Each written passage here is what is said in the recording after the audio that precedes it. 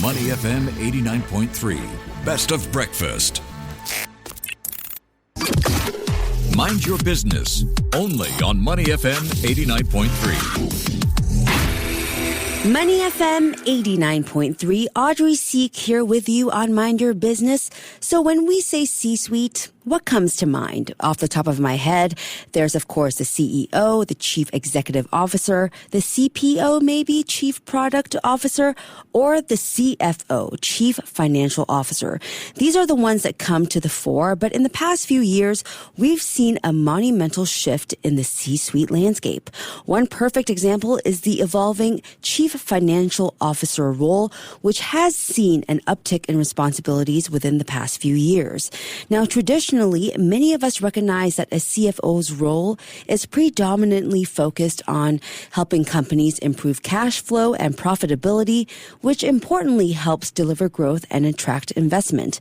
But today's CFOs are increasingly being challenged to respond to a much broader definition of value. So how can CFOs, both current and aspiring, navigate these expanding responsibilities and contribute meaningfully to their organizations? Let's find out with Christine Tan. She's the CFO of APAC at Cytiva. Good morning, Christine. Welcome to Money FM into our studio. Thank you for having me here today. It's great to have you on today. Happy to hone in on the CFO role and what has been driving its evolution, because traditionally finance departments have been seen as cost centers, very important, essential, but not necessarily as key drivers of profitability. So why has the job expanded beyond just, the financial reporting and number crunching? Yeah. So I think today, if you look around you, in a nutshell, the environments that were happening today, the factors that are happening are a lot more dynamic today, and also to a certain degree uncontrollable. You just talked about the tariffs from the US elections that are coming through. And let's rewind 4 years back, COVID-19, when it hit us, we really did not expect that to happen, and that was a massive disruption for a lot of businesses. Yeah. So I believe those are the factors that are requiring the role of the CFO to evolve over time. And in a nutshell, what is really required is agility. I do think that the role of the CFO is two fronts. One is moving from a more reactive approach to a more proactive approach, and that's where the agility comes in. Right? You have to stay up to market with what's happening externally, and to a certain degree, you almost have to have strategic foresight to preempt what could happen and how that could impact your business. Yeah. And you must be able to pivot very quickly to address those factors. And then I think the second part, which you touched on briefly, was topical areas, from traditional financial management to how do you balance short-term and long-term strategies, right? And how do you deliver the returns that are required as you make some of these capital allocation decisions to support the businesses in the long run. Okay. So it's kind of like going with the flow with the unexpected changes or, huge events that happen that we've seen happen in the last few years. How should CFOs contribute beyond the financials then, and help with overall growth? So in a typical month, for me, I'm usually involved in many different meetings. I think the CFO is in a very unique position to see many different dots and to connect the dots. Right, so I usually have a lot of meetings with all the way from operations to manufacturing to marketing to commercial. Wow. And I think the CFO is in a position to align all these dots and to be able to provide insights, because we have the financial acumen to do so, to support the business in developing some of these longer term strategies. At the same time, we know for companies that are on Wall Street, you are held to short-term goals as well as long-term goals. So how do you balance those two things? That's always a challenge, right? The teams want to invest for the long term, but you almost have to be there to tell them, okay, this is the short-term goals we have to hit that buys us a ticket to the long-term investments that we want to make. And how do we allocate that capital? How do we spend that money smartly? Yeah, so multiple challenges that you raised there. I imagine managing a finance department is already very demanding, but today's CFOs are taking on even more responsibility. So besides the balance that you talked about, what are some of the biggest challenges CFOs face as their role now expands? How can they manage these pressures while maintaining the high standards? So I was tapped on this role 2.5 years ago to do this, and it's gradually expanded over time. I do think the role of a CFO is very demanding, and a lot of times you have to create a lot of head space and time space to be able to do what you need to do as a CFO. It's something that I learned on my last 2.5-year journey. One thing that I do a lot, my personal strategy in order to create that time space and that head space, is to make sure that I block certain times on my calendar.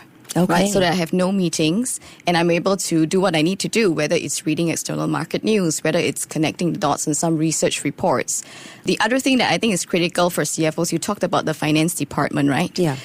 Is you've got to create a team that supports you for you to be successful in the role. By that, I mean you have to create a team that's learning and agile, and a team that's continuing to upskill so that you can continue to stay relevant to the industry and the market at hand. Okay, so you talked about, keeping your mental health in check. You talked about, having a great team.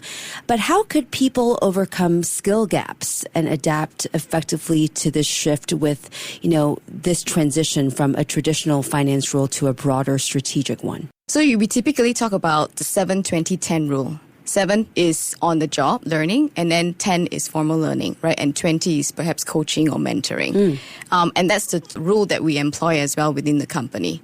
So for us to be able to keep our teams skilled in those areas where they can respond quickly to what is required, we try to do a lot of on-the-job shadowing, especially for talent that you want to grow. Career development is a big thing for us in the company, so we actually spend a lot of time planning for that. And usually we will allow teams to shadow each other, for example. And we also create an environment where I believe you encourage debate, and that actually helps you to also get better in terms of the learning agility and also challenging each other in terms of what makes sense and what doesn't make sense. Okay. In a friendly way, of course. Yeah, of course. Well, Christine, you are the CFO at Cytiva, which is a global life sciences company. Can you share some key experiences from your role? So we talked a bit about the head space and the time space to drive strategy enablement. I think one of the key experiences for me has been pivoting with the role of the CFO. When I first started in the role, I would say I focused a lot on the traditional financial management. Then over time, I learned that was not enough. And I really needed to pivot, according to what was required. And I think one key learning for me in the role was the fact that you must have the courage to set the vision for your team, for your organization, for your influence area to move forward progressively. At one point, I realized that I must set that vision for the team and decide what is needed to move the business forward. And I should lead by example and lead from the front. No one will tell you what to do. They're not going to give you a playbook as a CFO. You're the one to give the playbook. Yeah, well, they don't have a playbook. You might have an immersion plan where they will share with you some of their experiences. You might have a mentor, and I do have a few mentors that have talked me through their experiences. But you kind of have to figure things out on your own to a very large degree. And so that was one thing I learned is I have to take the reins and drive some of these conversations myself and not wait for something to happen before. And that is according to what we talked earlier, which is becoming less reactive and becoming a lot more proactive and more front-facing. I think it's also important to bring up, Christine, that CFOs actually don't work in isolation, right? Collaboration across the C-suite is crucial for a lot of companies. So how do you see the CFO role complementing that of, the CEOs, the CMOs, and other executives to ensure financial health and strategic alignment in the company? I think a CFO role goes beyond numbers. It is strategic partnership. I alluded earlier that the CFO is in a very unique position to connect a lot of the dots. We're in a lot of operating reviews, for example, so we see a lot of things. We're also in a unique position to be somewhat objective from some of the different KPIs that different departments are measured on. And we're able to really bring some of that to the table and be able to support, right? And I put a personal label on this. This is my own personal label. I call it collaborative goalkeeper, which is a bit of an odd statement. On one hand, a goalkeeper is someone that prevents the other team from scoring. On the other hand, a collaborator is someone who drives consensus, innovation, and building together. And a collaborative goalkeeper to me is not a this or that, it's a this and. How do you find a solution that can cater to this and that? Okay. Right? And I know some of my partners have come to me and said, I appreciate you saying, we can't do this because of this reason, but we can explore this, right? X, Y, or Z, and we can see if we can come to a compromise or a solution that works either way. So that, to me, is how a CFO can partner effectively with all the other C-suite members in the company. Okay. And Christine, for our CFO listeners listening, or maybe people who are aspiring to be CFOs in the future, what do you think the future holds for the role? What changes or trends do you anticipate in the coming years? Audrey, if you had asked me that 4 or 5 years ago, before COVID, I think I would have been a lot more confident in my answer. And then COVID happened. And as you can see, the recent events of AI and, the US elections and the geopolitical, risk and dynamics that are happening around the world, the point is a lot harder to anticipate how the role of the CFO is going to look like 4 or 5 years from now. Everything that's happening around us is shifting so quickly and the time period is really shortening. I think it really comes down to how do you create agility in yourself and in the team, and how do you have that courage to pivot if necessary, as we talked about. I also think that it's important for the teams, and particularly the finance team, to understand and embrace some of these newer technologies. I would say within Cytiva, we are probably still at an infancy journey with regards to AI, but we are starting to embrace it a little bit more this year. So I think those technologies that can drive better financial efficiency for the company, something that we have to accept and move forward on.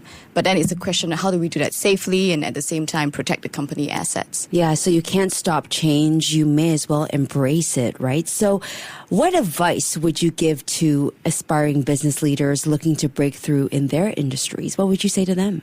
Wow. Maybe this is a little biased, but I would say for the business leaders, make sure you have a very strong finance partner or a CFO that is supporting you on this journey. I know that I have had a lot of very good commercial partnerships in the past, and it has always worked for the benefit of both, right? The whole is more than the sum of its parts, as we know. So having a very strong finance partner and a CFO that can hold accountable, that goalkeeper and collaborative mindset we talked about, can be very powerful for any business. Okay, well, teamwork makes the dream work, and the CFO role is not just about numbers anymore. It is evolving into one of the most dynamic and strategic positions in modern business. Christine, thank you so much for your insights and for joining us today. It was a pleasure speaking with you. Thank you, Audrey. Thank you, Christine. We were speaking with Christine Tan, CFO of APAC at Cytiva. Keep it here on Money FM 89.3. To listen to more great interviews, download our podcasts at audio.sg or download the audio app. That's AWEDIO, audio at the App Store and Google Play.